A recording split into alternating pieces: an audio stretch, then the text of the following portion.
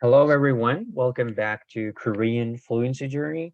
And you might see today's video is a little bit different from my previous ones. So I am trying different kinds of video format. And today I'm just using Zoom and recording and my video. And today I want to talk about the honorifics in Korean. It's called 높임법. It is one of the how to say the most confusing topics in Korean grammar or in Korean language, let's say. And even I have some friends, Korean native speakers, who always say that they confuse, they cannot like explain, they don't even know how to use some of the rules.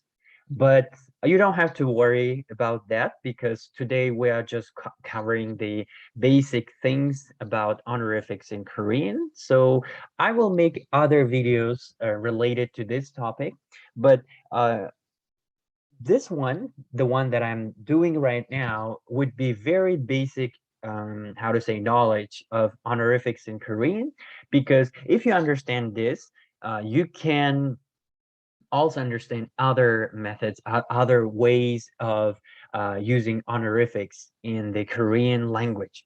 So, 높임법 part one, let's get started. So before we start the honorifics, how to form honorifics and how to use them, I want to introduce what honorifics is in Korean. Well, actually, it is a bit different and unique topic in the Korean language because in other languages there might not be such a topic of honorifics. In English, as far as I know, they don't have such kind of topics. But in Korean, it is very important that you use those honorific forms properly, correctly.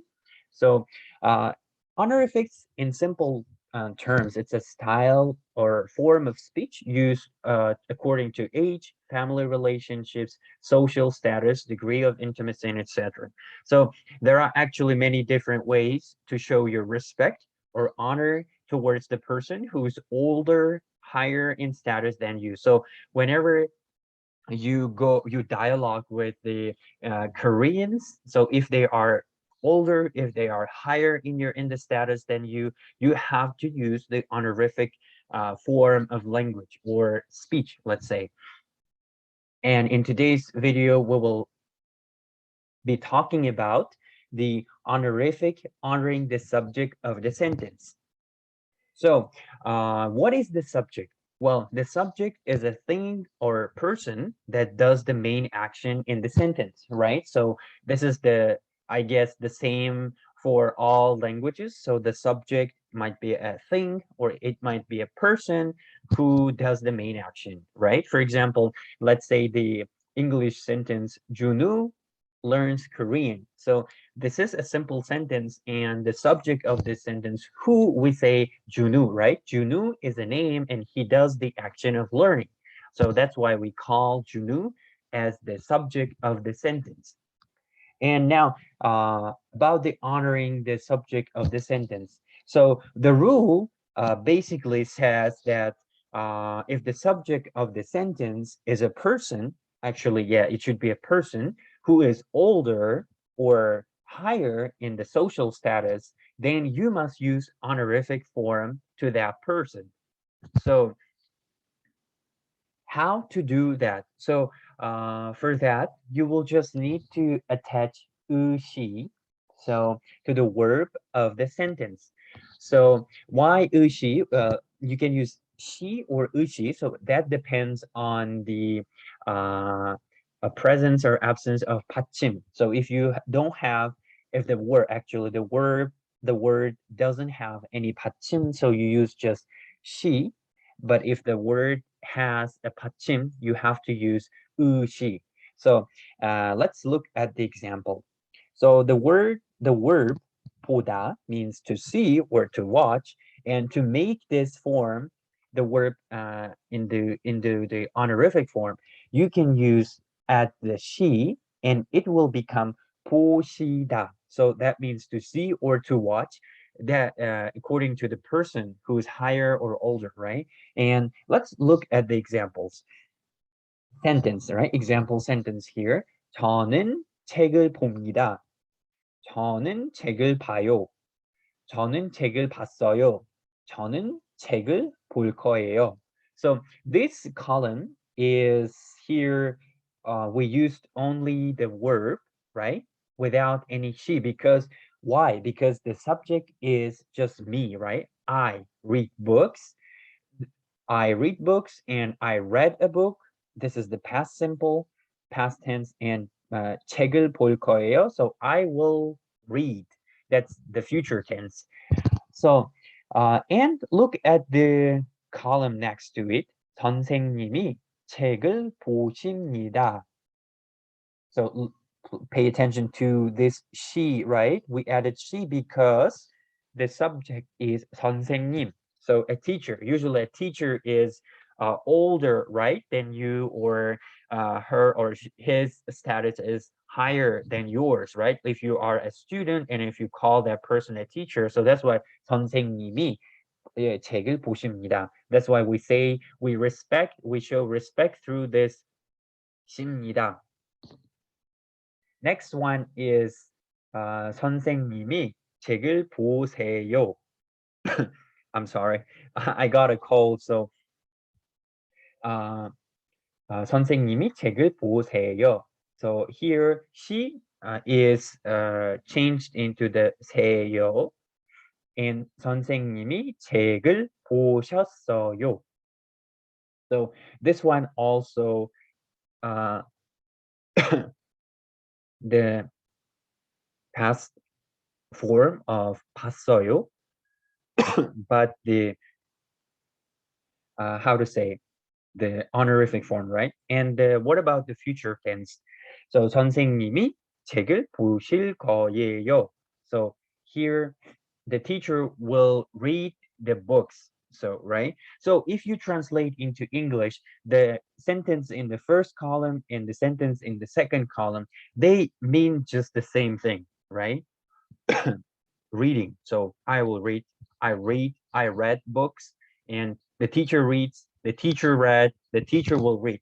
But in Korean, the difference is because teacher is a person who's older or higher than you, so that's why we should use the 십니다 or 보세요, 보셨어요, 보실 거예요. So that's the rule, right?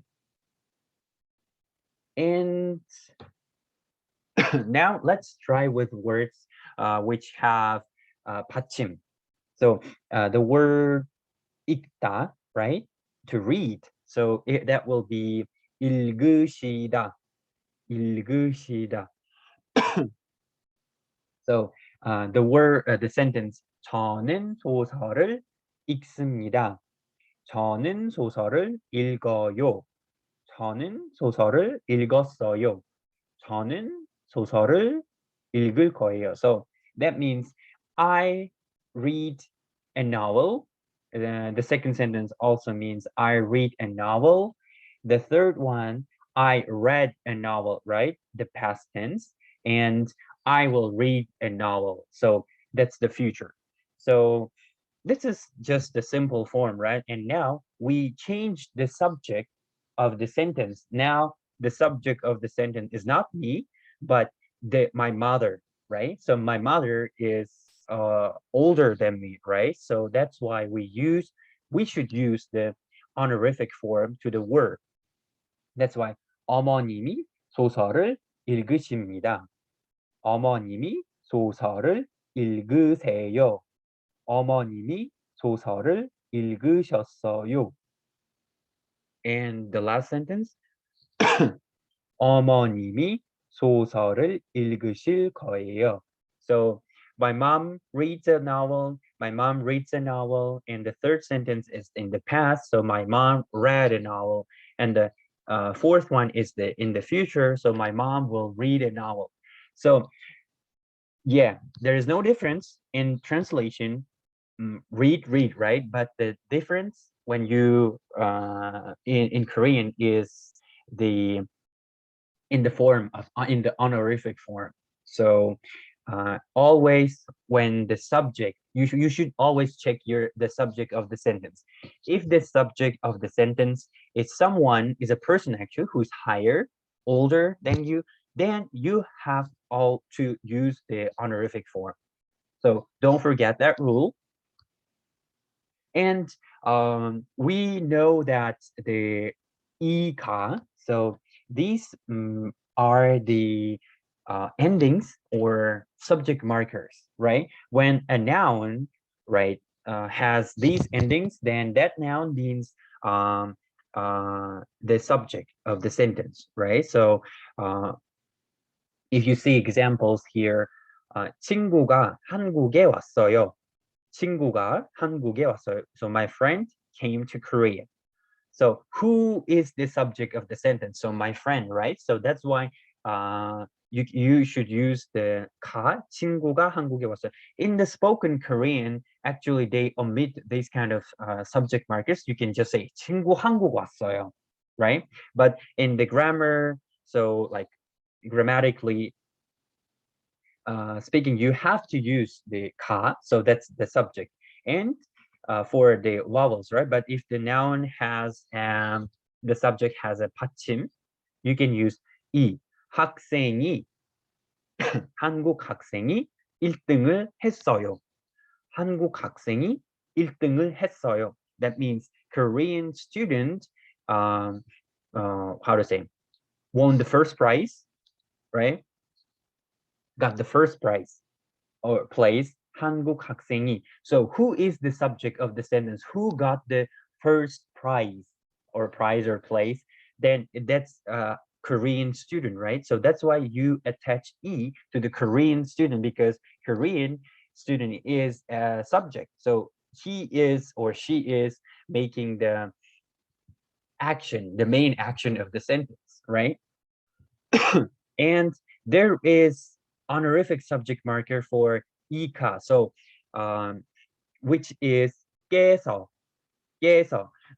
Usually nowadays they actually use ika for the people who are older and higher, so that doesn't matter. But if you want to be 100% polite, and if you want to keep follow the rule to the 100%, then it would be 100% correct saying 선생님께서 한국어를 가르치세요 instead of 선생님이 한국어를 가르치세요. But both these two sentences are correct. That doesn't mean that when you use e, it's not incorrect. So you can use that. 선생님이 한국어를 가르치세요. But also if you are if you prefer spoken Korean, then you can just say 선생님 한국어를 가르치세요. 선생님이 한국어를 가르치세요. So you can omit or you can add. But when talking about the people higher, so the subject of your sentence is person older, higher, then you should use 깨서. And you must, even if you use the e, don't forget to change the verb into the honorific form. So even if you say 선생님이 한국어를 가르치세요, that's okay. But if you just say 선생님이 한국어를 가르쳐요, it's not wrong, but it's not grammatically correct, because there's a rule, honorific subject marker. So, but if you say 선생님께서 한국어를 가르쳐요, so this is also wrong, because even if you use just 깨서, but you are not changing the verb, so you have to change both the subject marker and verb at the same time. Or you can use the first how to say example, 선생님이 한국어를 가르치세요. So just use the e, but change the verb into the honorific form. That's the how to say rule. So you have to keep that rule. Yeah, I hope that I can also do other make other videos about this topic. So if you have any questions or any difficulties about this topic, you can also leave in the comments, so that will help me make how to say, a video more helpful. And I don't know actually where you're stuck in this topic. So I'm just making these videos based on my own experience. So um, mostly covering the topics that I had a very hard time learning and mastering. So once again, my channel is not about me teaching Korean, because I'm not a native speaker, and I can't say that I am fluent or a master of Korean to 100%. So, but I am just a learner like you, who is trying to explain in his own experience, and try to help, because I've been there. I know how frustrating sometimes learning Korean could be. So that's why I hope that you will like this video. And sorry for my voice and for the interruptions during this lesson or video. I don't know. So, and I hope to see you in my next videos. Take care, and good luck in your journey of learning Korean. Bye.